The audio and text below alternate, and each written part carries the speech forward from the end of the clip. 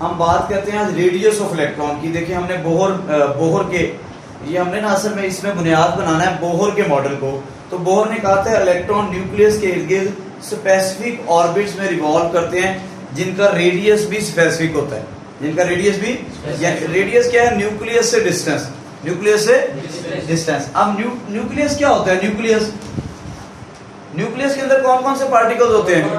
Proton होते हैं और न्यूट्रॉन होते हैं। और आपको पता है प्रोटॉन वो पार्टिकल है जिसका चार्ज इलेक्ट्रॉन के इक्वल होता है बट अपोजिट होता है।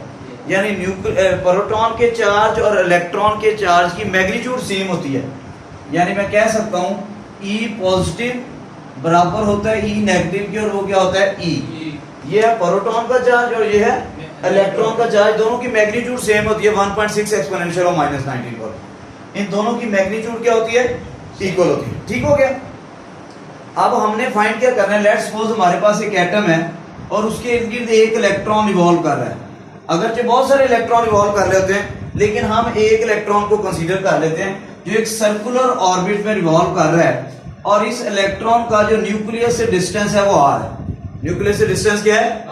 r है। समझ आ रही बात की? अब न्यूक्लियस के अंदर कौन कौन सी चीजें होती हैं? प्रोटॉन और न्यूट्रॉन। न्यूट्रॉन पे कोई चार्ज नहीं होता। प्रोटॉन, हमें कैसे पता लगेगा एक एटम के अंदर कितने प्रोटॉन हैं? प्रोटॉन की तादाद कैसे पता लगती है? एटॉमिक नंबर से। क्या? एटॉमिक नंबर से। तो एटॉमिक नंबर, जितना एटॉमिक नंबर होगा उतने ही उसके अंदर क्या होंगे? प्रोटॉन होंगे। उतने ही उसके अंदर प्रोटॉन होंगे, और प्रोटॉन को मैं रिप्रेजेंट कर देता हूं E पॉजिटिव से। अच्छा जी, ठीक है जी।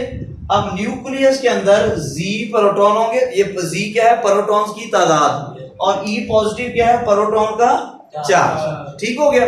और उसके इर्द गिर्द एक रिवॉल्व कर रहा है इलेक्ट्रॉन। क्या रिवॉल्व कर रहा है?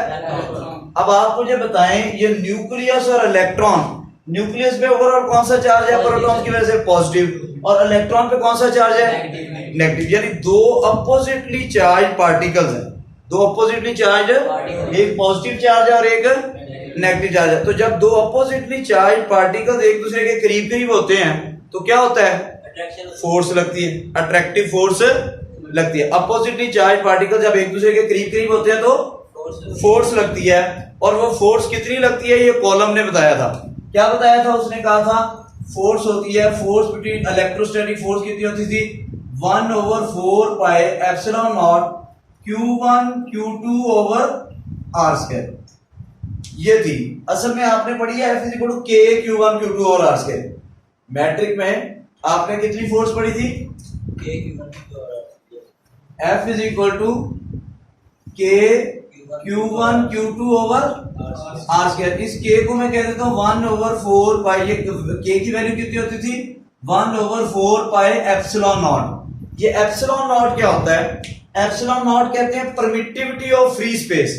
परमिटिविटी ऑफ फ्री स्पेस ये एक फैक्टर है जो ये इस बात का डिसाइड करता है कि फ्री स्पेस दोनों चार्जेस को एक दूसरे पे फोर्स लगाने की कितनी इजाजत देती है। परमिटिविटी, परमिशन मतलब ये कितनी इजाजत देता है एक चार्ज दूसरे चार्ज के ऊपर फोर्स लगाने। दरमियान वाला जो मीडियम है वो कितनी चार्जेस को फोर्स लगाने की इजाजत देता है, वो कहलाती है परमिटिविटी ऑफ फ्री स्पेस। तो फोर्स बिटवीन टू चार्जेस क्या आ गई? 1/4 पाई epsilon not Q1 Q2 over r²। यहां तक कोई कंफ्यूजन नहीं? समझ आ रही बात की? E नॉट की वैल्यू कांस्टेंट होती है। एप्सिलॉन नॉट की वैल्यू परमिटिव फ्री स्पेस के लिए कांस्टेंट होती है। वो कितनी होती है? 8.85 एक्सपोनेंशियल ऑफ -12। हम बाद में देखेंगे, वैल्यूज पुट करेंगे ये सारी। ठीक है जी। अब इसका मतलब हमें चार्जेस पता होने चाहिए। क्या पता होने चाहिए? चार्जेस हमारे पास कौन कौन से हैं? एक तो ये न्यूक्लियस है, यानी ये न्यूक्लियस को मैं कह देता हूं चार्ज 1 Q1, और ये इलेक्ट्रॉन क्या है? Charge Q2। अब देखें ये न्यूक्लियस के ऊपर कितना चार्ज होगा? एक प्रोटॉन पे चार्ज कितना था? E positive. और टोटल प्रोटॉन कितने थे? Z। कितने थे? एटॉमिक नंबर से पता लगेगा ना। हर एटम का एटॉमिक नंबर मुख्तलिफ होता है, उसमें प्रोटॉन मुख्तलिफ होते हैं। नहीं समझे बात को? तो टोटल चार्ज न्यूक्लियस पे कितना आ जाएगा? कितना पॉजिटिव? Z positive. एक प्रोटॉन, एक लड़की के पास है 2 रुपए, 10 लड़कों के पास कितने रुपए? 20 रुपए। कैसे पता लगा? एक लड़के के पैसे को लड़कों की तादाद से, एक प्रोटॉन में चार्ज था E पॉजिटिव, टोटल प्रोटॉन कितने थे?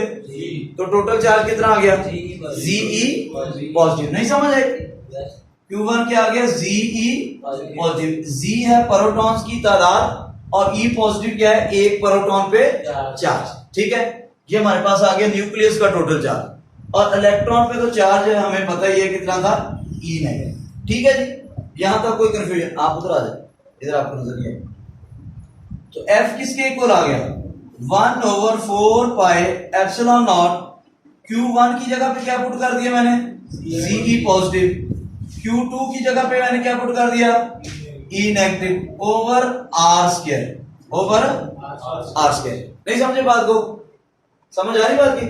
ये Q1 पहला चार्ज था ना, वो था न्यूक्लियस, और दूसरा चार्ज क्या था? Electron, E negative. यहां तक कोई कंफ्यूजन? अच्छा, अब आपको पता है हम चूंकि ये सिर्फ मैग्नीट्यूड ऑफ चार्जेस लेते हैं, क्या लेते हैं? और आपको पता है E पॉजिटिव और E नेगेटिव दोनों इक्वल थे, और किसके इक्वल थे? E के। मैं इन दोनों की जगह पे E पुट कर देता हूं। F किसके इक्वल आ गया? 1/4 पाई epsilon not Ze into E over R square, या इसको लिख सकता हूं 1/4 पाई epsilon not Ze square over R square. ये आ गई हमारे पास फोर्स बिटवीन टू चार्ज। ठीक हो गया? Ze 1/4 pi epsilon not Ze square over R square. ठीक हो गया? यहां तक कोई कंफ्यूजन? अब इतनी फोर्स से न्यूक्लियस इस इलेक्ट्रॉन को अट्रैक्ट कर रहा है। अब इलेक्ट्रॉन इस अट्रैक्टिव फोर्स की वजह से न्यूक्लियस के इर्द गिर्द रोटेट करता चला जा रहा है। समझ आ रही बात की? नहीं समझ आई? ये फोर्स है जिसकी वजह से इलेक्ट्रॉन न्यूक्लियस के इर्द गिर्द घूम रहा है। नहीं समझे बात? तो जो फोर्स किसी बॉडी को दायरे में घुमाती है वो क्या कहलाती है? Centripetal force. इसका मतलब ये इलेक्ट्रोस्टैटिक फोर्स ही सेंट्रीपिटल फोर्स का काम नहीं समझे हैं? ऐसी है ना? सेंट्रीपिटल फोर्स का फॉर्मूला क्या था हमारा?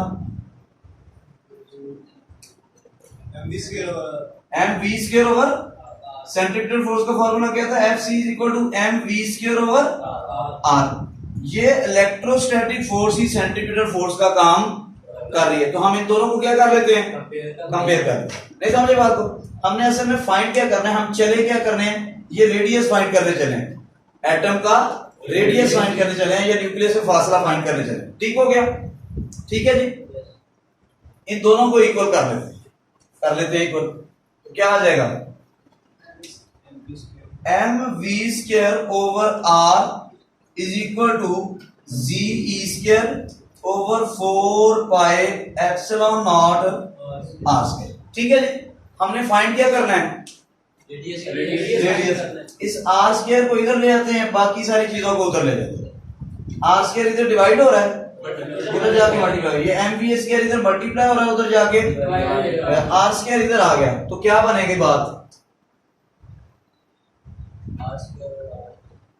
हाँ जी, r square divided by r is equal to Ze square over 4 pi epsilon naught m v square. ये r इसके स्क्वायर से, r इज इक्वल टू क्या आ गया? Ze square over 4 pi epsilon naught m v square. इसमें बाकी सारे factors known है। Z एटॉमिक नंबर हमें हर एटम का पता है। E चार्ज ऑफ इलेक्ट्रॉन हमें पता है कितनी वैल्यू होती है? 1.6 एक्सपोनेंशियल माइनस 19 कॉलम। 4 की वैल्यू हमें 4 है। पाई की वैल्यू कितनी है? 3.14। एप्सिलॉन नॉट हमें पता है परमिटिविटी ऑफ फ्री स्पेस होती है 8.85 एक्सपोनेंशियल माइनस 12। ये भी हमें पता है। मास ऑफ इलेक्ट्रॉन हमें पता है 9.1 एक्सपोनेंशियल माइनस 31। बाकी रहेगी वेलोसिटी। क्या रहेगी? ये वेलोसिटी फंस रही है आगे।